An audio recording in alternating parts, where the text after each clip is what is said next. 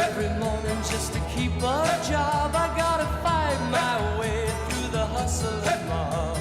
Sounds of the city pounding in my brain while another day goes down the drain. But it's a 5 o'clock world when the whistle blows. No one owns a piece of my time, and there's a 5 o'clock me inside my clothes, thinking that the world looks fine.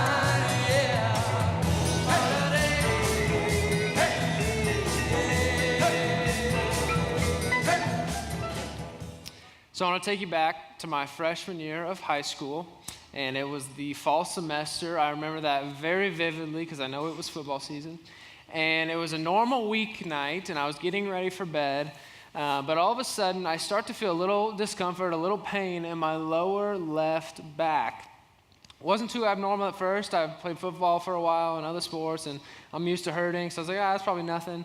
But then probably a couple minutes later, I realized that the pain was increasing and that it was moving from my lower back toward my side, and my pains didn't really move like that. And so I went upstairs and I woke my parents up, and I said, Mom, Dad, I'm having this really weird pain. It's starting to hurt really bad. I don't know what to do.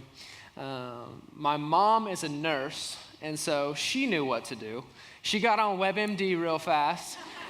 And she started Googling and started looking on there, what in the world's going on. She started feeding me ibuprofen, but nothing was helping. And I come to this place where I am in the fetal position in their bedroom, on their bedroom floor, because it hurts so bad.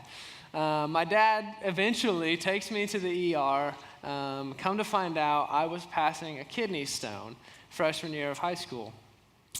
So that's all fun and dandy. And then they have me come back to take a few scans, I guess. I don't know why they did this.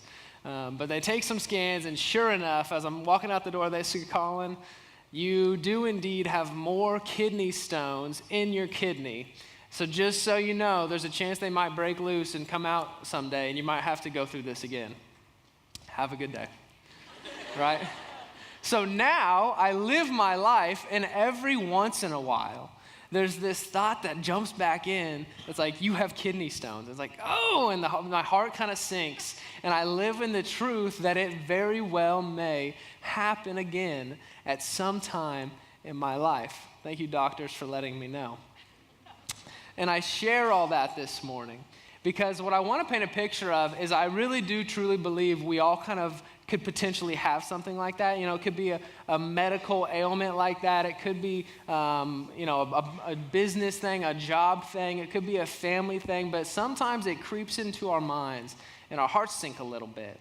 And we become uncomfortable, or we experience real fear, real worry, real anxiety. And a lot of times it's connected to what's unknown, what's uncontrollable. And those things kind of creep into our life and try and take root and determine how we feel, how we act, our blood pressure and things like that. And I really do think that as humans, that's just something that happens from time to time, or something that we run into, is this truth that there are real worries and fears and anxieties that we carry with us. The reason I'm building this idea is because we're in this series called 24/6, and we've been taking a look at how we can find rest and peace and the way God has designed us and the way God has established our lives and how we're supposed to live, or how he's created us to live. So the question I want to ask this morning is, in the midst of the worries, the fears, and anxieties that are going to creep into our life from time to time, or maybe for some of us that just never seem to go away, how is it possible to find rest, to find silence within ourselves when all those things keep creeping back in and keep hanging out?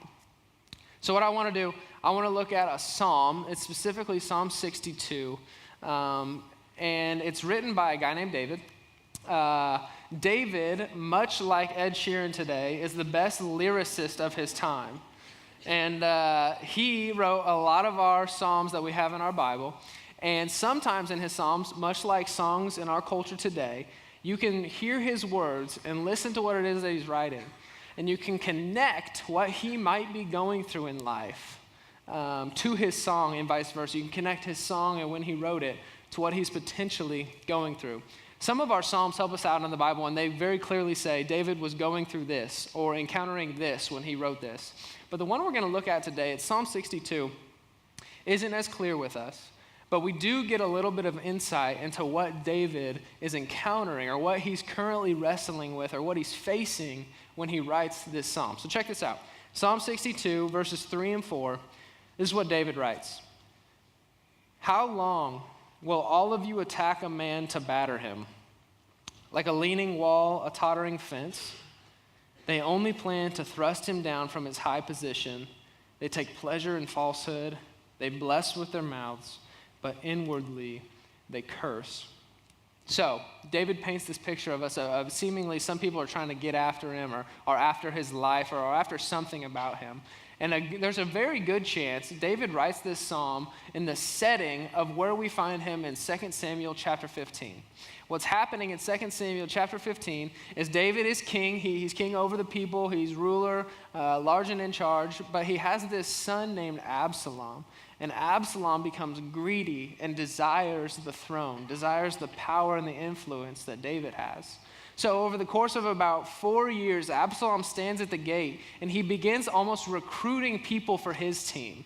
People are coming to settle different affairs and different things like that, coming to David, and Absalom is stopping them and he's saying, if I was in charge, it would be so much better. Or this is what I would do. Oh, if only I had the power, and different things like that. And what he's doing is he's pulling people away from David, their loyalty from David, and he's hoping to gain it from all the people because he wants to be in control. So after about 4 years, he's done a pretty decent job, and David catches wind that Absalom, not his only son, but his third son, is coming for him. So David does what's pretty wise. He gets out of there. So he runs from the city, and he takes with him any of the people and all the people who are still loyal to David, and they all flee with him. So David is being pushed out of his throne, pushed out of his city, of his home. And even on top of that, we read that Absalom is out to murder his father so he can officially take the throne and be in command. So David's life is at risk. Everything he knew and all the people he thought were loyal to him are no longer loyal to him, and he is on the run from this place. So we get this idea that there's a good chance David is experiencing a little bit of worry, a little bit of fear, a little bit of confusion. What in the world's going on? And then it's that setting that we believe, because of verses 3 and 4 in here, that he probably wrote this psalm, Psalm 62. So imagine yourself with David in that moment. There's people that are chasing after him, trying to kill him, that are trying to overcome all the people that fled with him and are still loyal to him. And he writes these words. If you imagine yourself in that situation, or I imagine me in that situation, it's a bunch of SOS letters, yet crying out, why is this going on? Help me, help me, help me, save me, things like that, right?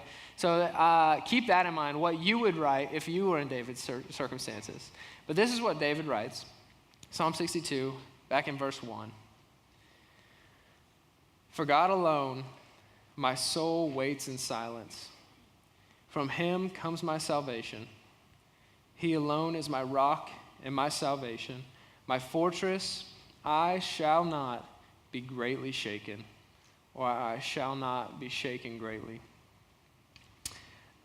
We get the sense in this psalm, in these first few verses from David, despite the situation he finds himself in, that he has a way and a means to find silence, and he uses that word silence as if his soul within him is able to find peace and calm in the midst of what he's going through. And he very assuredly says that my soul waits in silence, for God alone comes my salvation. And then he uses these images of being his rock, his salvation, and his fortress. And he begins to paint the picture for us of why he can be so confident and so calm writing these things despite what he's going through.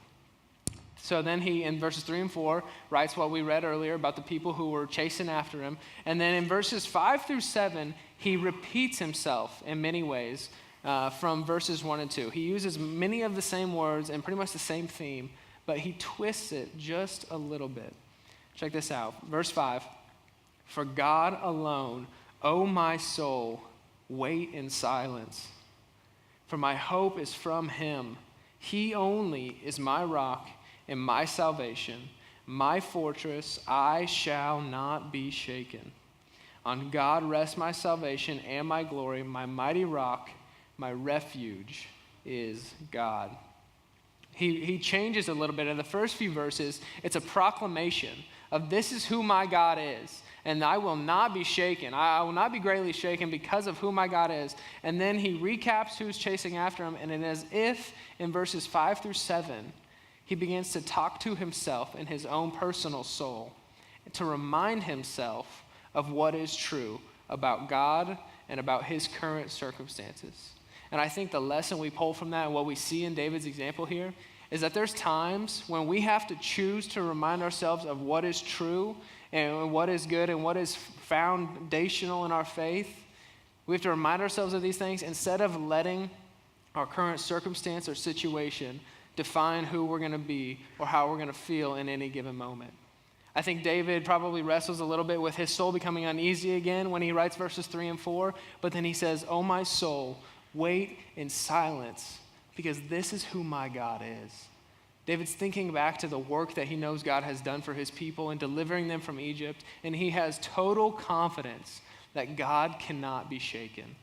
He has total confidence that God cannot be shaken, and I truly believe that's why he writes the words that he writes. That's why he uses the images that he uses, because he's heard the testimonies of what God has done. He's met God and has a relationship with him, and he is confident because of the unchanging character of God that he will not be shaken despite what David is going through.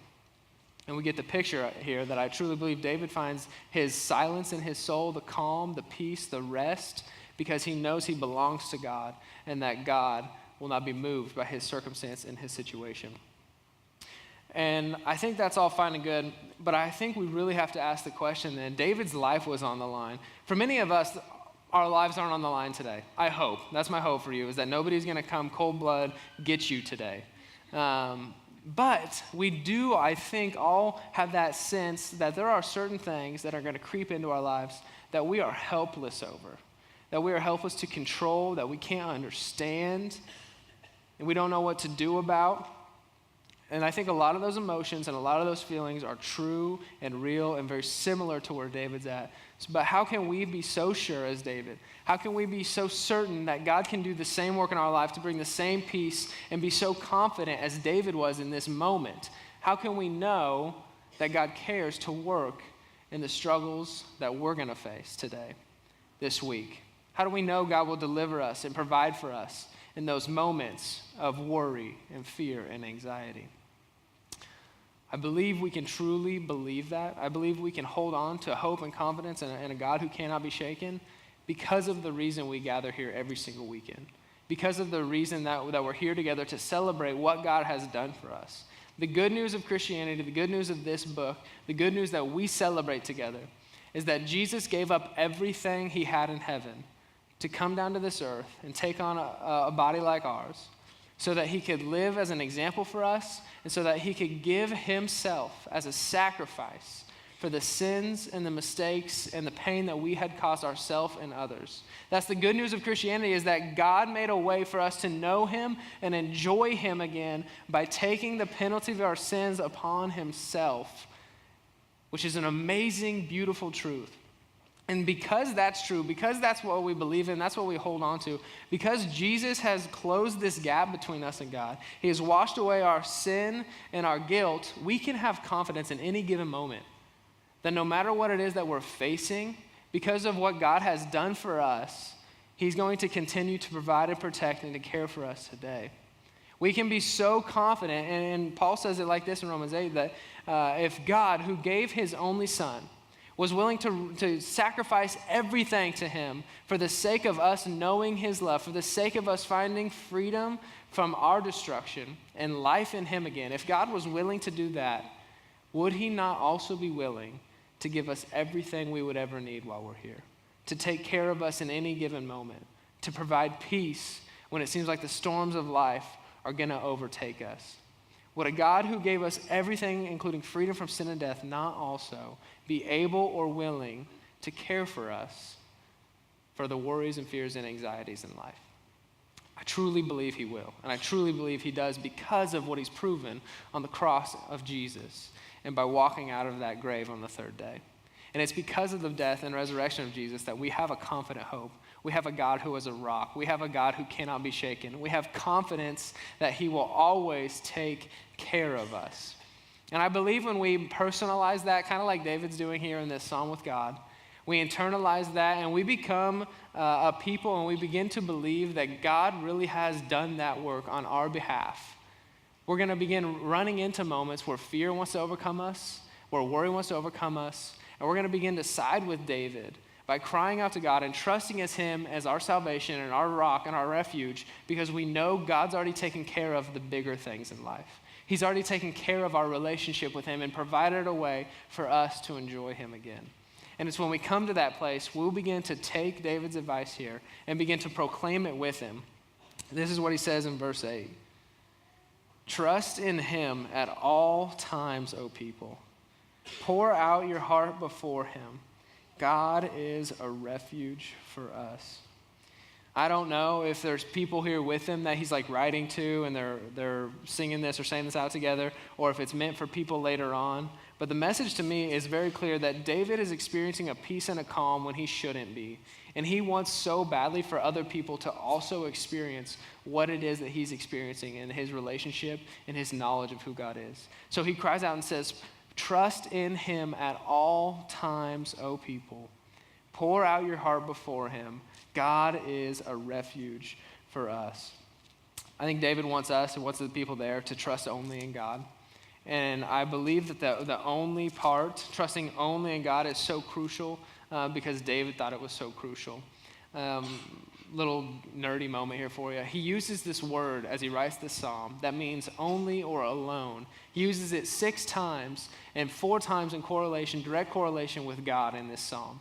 And when he uses the word, he puts it at the beginning of the line. Hebrew's really weird. So he puts it at the beginning of the line, and so he does so to emphasize that point, to emphasize that message, that it is only in God that I can find this rest. It is only in God that I can have confidence like this. It is only in God that I am not overcome with despair and worry. And so I think the message for us is very clear. There is only one place to hope. There's only one place to find rest, find freedom from those things that we face in life, and it is only in a God who cannot be shaken. And what I think is really neat, David, he goes from here, and he gives 2 examples. He gives one example of who not to trust in. These are the things and the people to not trust in, and then he gives an example of who we do trust in. And this is all in verses 9 through 12. The first one is who not to trust in. He says, those of low estate are but a breath. Those of high estate are a delusion. In the balances they go up, they are together lighter than a breath. Put no trust in extortion. Set no vain hopes on robbery. And if riches increase, set not your heart on them. I think he's being very pointed with this passage. It seems like he's calling out the people who are after his life. The people who are running after the riches and the fame and the power and the extortion. And they're coming after his life because of those things.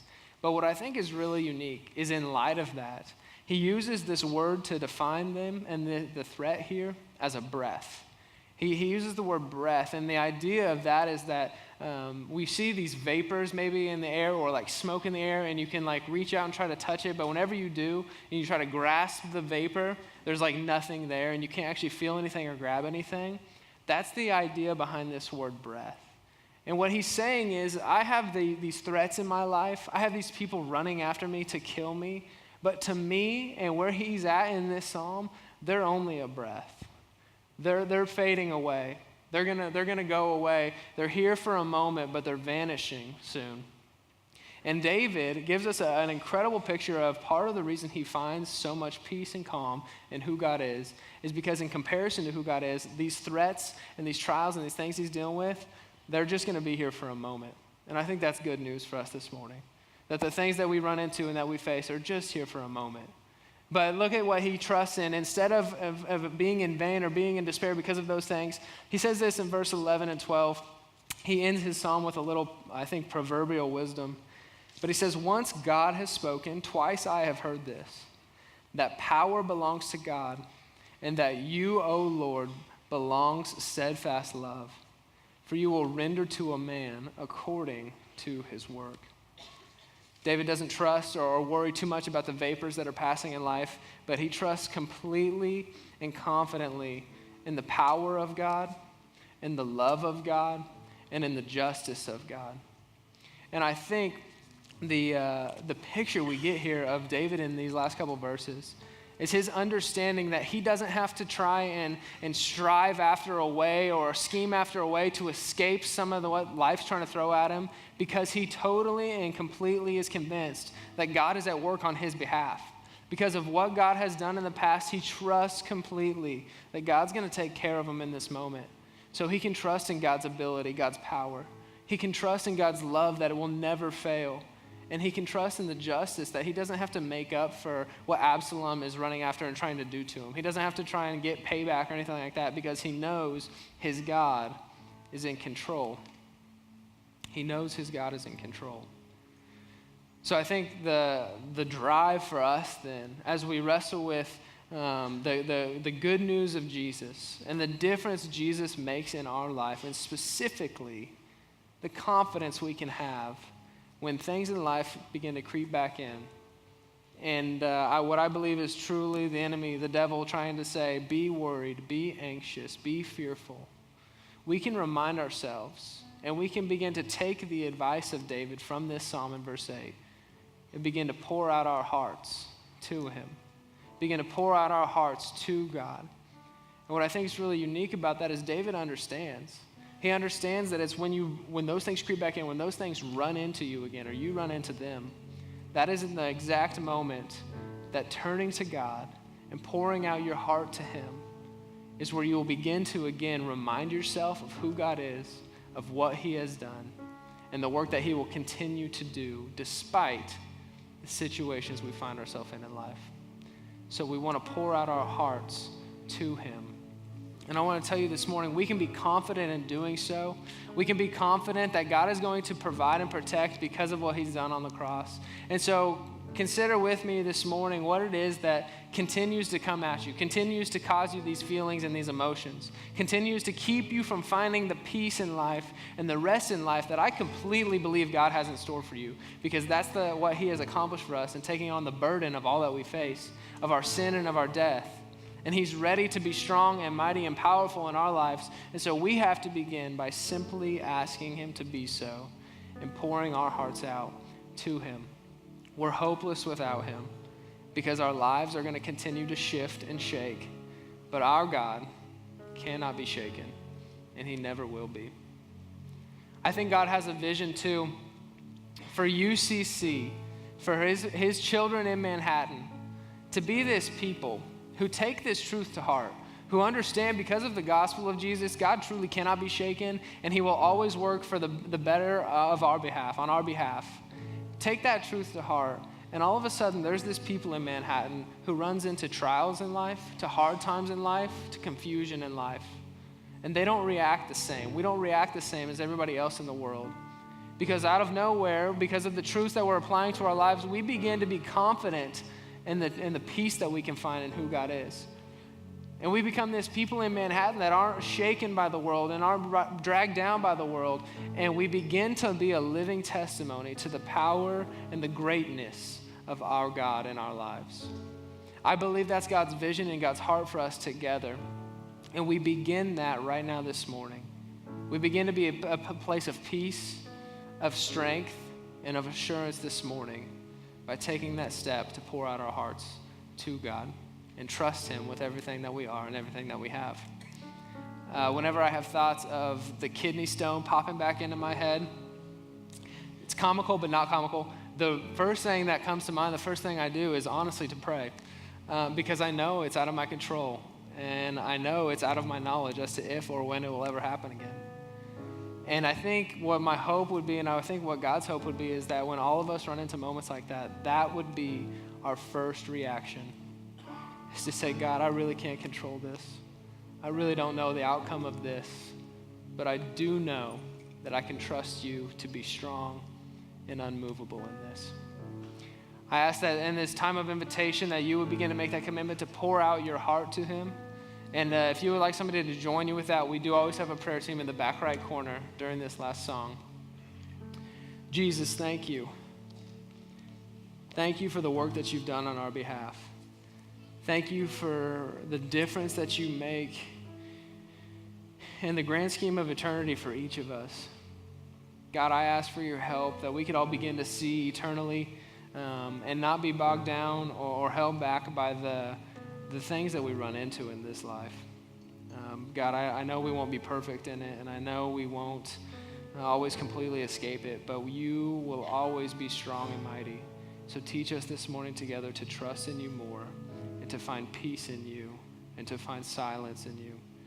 We love you, and we're so grateful for your word and how you work through David's life. I ask that you would work through ours, God, to be a light in this community, to be a light to this dark world, that you would get all the glory and praise for the work you've done and will do in our lives. We love you, Lord, and it's all in Jesus' name we pray. Amen.